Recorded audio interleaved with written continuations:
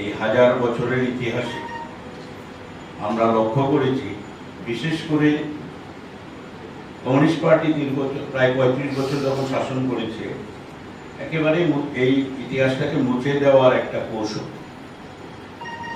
কারণ আমাদের যারা ডায়নেস্টি বা মহারাজরা ছিলেন, তারা সবসময় শান্তি, ঐক্য, সম্প্রতির পক্ষে। এটা ভাবেনি, ওদের মনের মধ্যে আসে।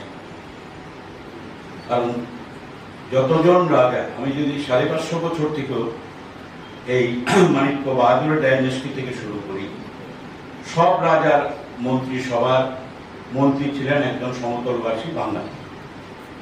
এবং শুধু ছিলেন না, তাদের স্মৃতির উদ্দেশ্যে মহারাজা যে কাজ করে গেছে আমরা আলোচনা করে গেছি।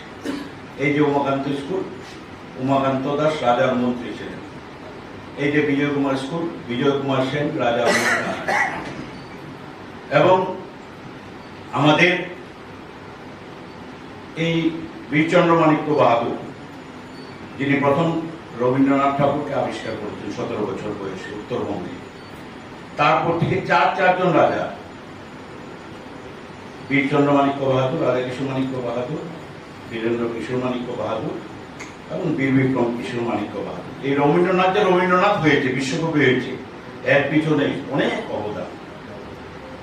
শান্তিনিকেতন করেছেন, শান্তিনিকেতন অর্থ দিয়েছেন। উনি 7 বার এসছেন। কোথা দিয়ে? সেই সমতল ভূমি দিয়ে